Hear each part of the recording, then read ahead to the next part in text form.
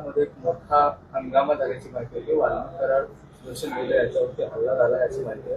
तुम्हाला काय माहिती आहे? प्रशासनाशी तुम्ही बातचीत केली का?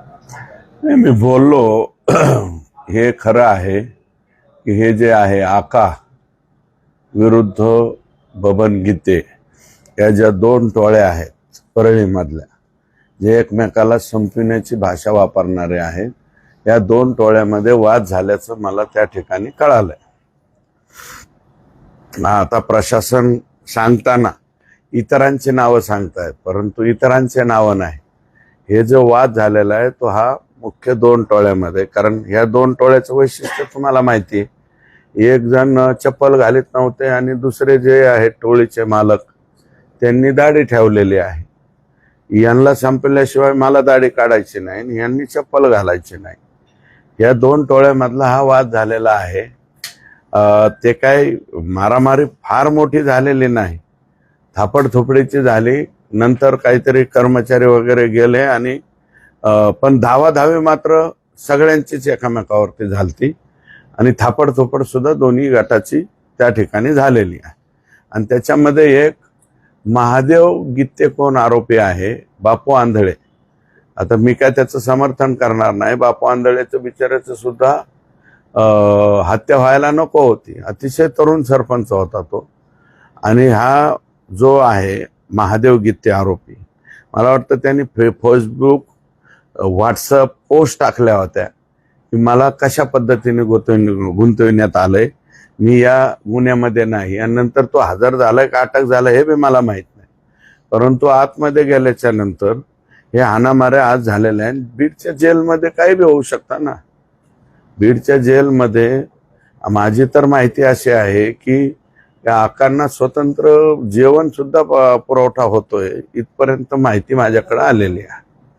आणि एक स्पेशल कोणता तरी फोन आहे ज्याच्यावरून आकांचा डायरेक्ट कनेक्शन कोणत्या तरी परळीतल्या एका फोनशी होतं, इथपर्यंत माहिती माझ्याकडे आलेली आहे. मात्र सुरुवातीला व्हीआयपी ट्रीटमेंटचं समोर आलं, आता वाद समोर येते. जिल्हा प्रशासनाची वचक नाही करणार. नाही, याच्यावरती मला असं वाटतं एसपींनी सुद्धा वचक ठेवायला होता, कारण हवा होता.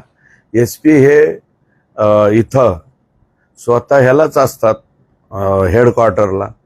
हेडक्वार्टरला असताना सुद्धा एसपींनी हे व्हीआयपी ट्रीटमेंट झाल्या, मग त्या व्हीआयपी ट्रीटमेंटला व्हिडिओ पाहायचे, पेपरला आल्याच्या नंतर ह्याला सस्पेंड करा त्याला सस्पेंड करा.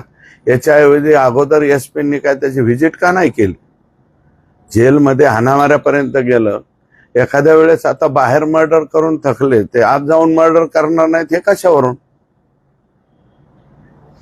आतमध्ये मर्डर का? आणि एकूण सगळं मिळून स्टाफ किती आहे जेलचा? 45 लोकांचा अधिकाऱ्यासह. काही जागा रिक्त आहेत, मग एसपींनी त्या का कळवल्या नाही? एसपींनी कळवायला पाहिजे होत. यामध्ये बॅरक क्रमांक 5 मध्ये तो महादेव गीते राहतो. बॅरक क्रमांक 6 मध्ये अक्षय आठवले असतो आणि बॅरक क्रमांक 9 मध्ये वाल्मिक कराड आहे. मग अक्षय आठवलेचा आणि यांचा बॅरेकच्या बाहेर कसा संबंध आला, काही विचारणा वगैरे?